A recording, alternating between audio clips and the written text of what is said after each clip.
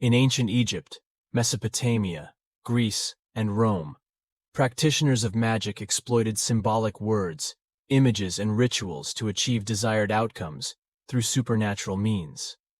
Using magical acts, they attempted to control supernatural powers, gods, demons, spirits, or ghosts, to accomplish something beyond the scope of human capabilities.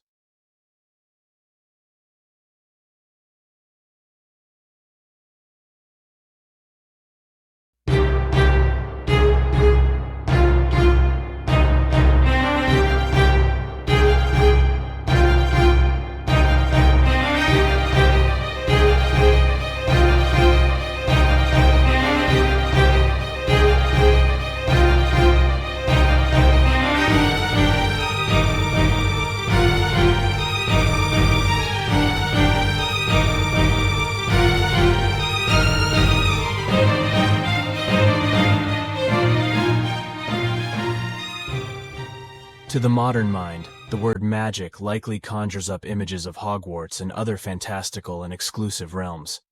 Yet in the ancient world, magic was not only a perceived reality, but was also accessible to many people.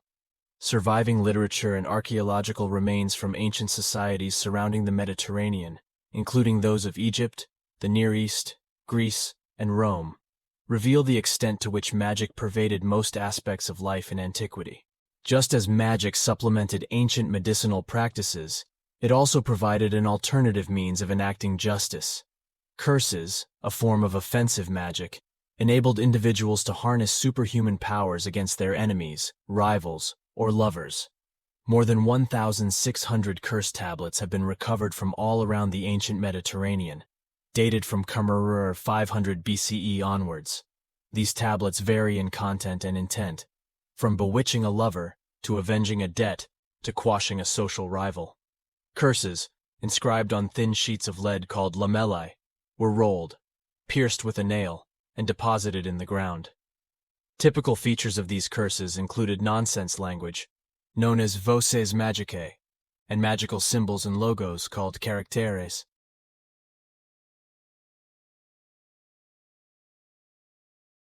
Logos is a Greek word that means word, reason, or plan. It refers to the idea that there is a divine reason behind everything in the world, and that Jesus Christ is a big part of that plan. People have believed in the concept of logos for a long time, and it has been interpreted in different ways by different cultures. In Christianity, logos is seen as the principle of God that is active in creating and structuring the world, and Jesus is believed to be a part of this divine plan. This idea was developed by early Christian theologians who wanted to explain their faith to people who were familiar with Greek philosophy. The idea of the logos in Greek thought harks back at least to the 6th century BCE philosopher Heraclitus, who discerned in the cosmic process a logos analogous to the reasoning power in humans. Later, the Stoics, philosophers who followed the teachings of the thinker Zeno of Citium, 4th–3rd century BCE, defined the logos as an active rational and spiritual principle that permeated all reality. They called the logos providence, nature, God, and the soul of the universe, which is composed of many seminal logoi that are contained in the universal logos. Philo Judaeus, Philo of Alexandria, a 1st century CE Jewish philosopher, taught that the logos was the intermediary between God and the cosmos, being both the agent of creation and the agent through which the human mind can apprehend and comprehend God. According to Philo and the Middle Platonists, philosophers who interpreted in religious terms the teachings of Plato, the logos was both immanent in the world and at the same time the transcendent divine mind. In the first chapter of the Gospel according to John, Jesus Christ is identified as the Word, Greek logos, incarnated, or made flesh. This identification of Jesus with the logos is based on Old Testament, Hebrew Bible, concepts of revelation, such as occurs in the frequently used phrase, the word of the Lord, which connoted ideas of God's activity and power, and the Jewish view that wisdom is the divine agent that draws humans to God and is identified with the Word of God. The author of the Gospel, according to John, used this philosophical expression, which easily would be recognizable to readers in the Hellenistic, Greek cultural world, to emphasize the redemptive character of the person of Christ, whom the author describes as the way and the truth and the life.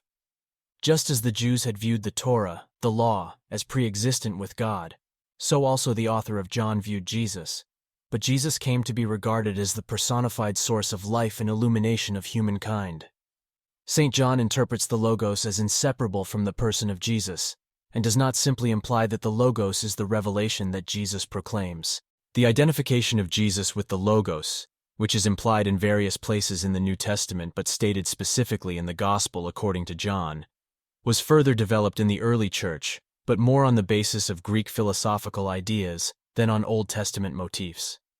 This development was dictated by attempts made by early Christian theologians and apologists to express the Christian faith in terms that would be intelligible to the Hellenistic world, and to impress their hearers with the view that Christianity was superior to, or heir to, all that was best in pagan philosophy.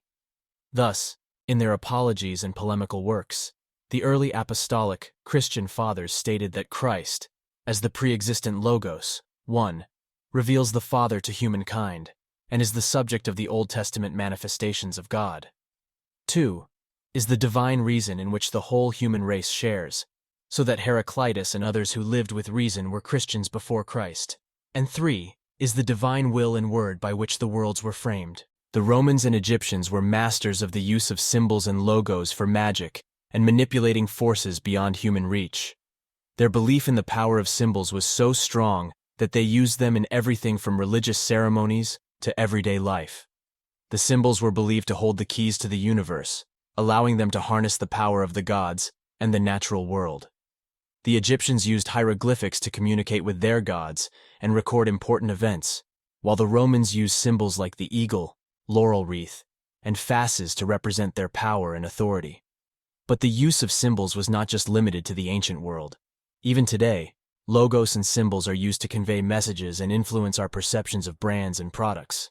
From the Nike swoosh to the McDonald's golden arches, these symbols have become a part of our cultural consciousness, and their power to influence our thoughts and behaviors is undeniable. So the next time you see a logo or symbol, remember the ancient wisdom of the Romans and Egyptians, and consider the hidden meanings and messages behind the image. Words and symbols hold immense power over us, shaping our beliefs and behaviors in ways we may not even realize. In fact, it's been said that the best way to keep millions of people under a spell is to bombard them with ritualistic words and symbols on a daily basis. From advertising slogans to political speeches, these messages are carefully crafted to evoke emotional responses and influence our actions. But it's not just the words themselves that hold power. It's the context in which they're presented. For example, a symbol that may seem innocuous on its own can take on a whole new meaning when presented alongside other symbols or in a certain setting. It's up to us to be aware of these influences and to question the messages we're receiving, rather than simply accepting them at face value. By being mindful of the power of words and symbols, we can take control of our own thoughts and actions, and ultimately shape the world around us.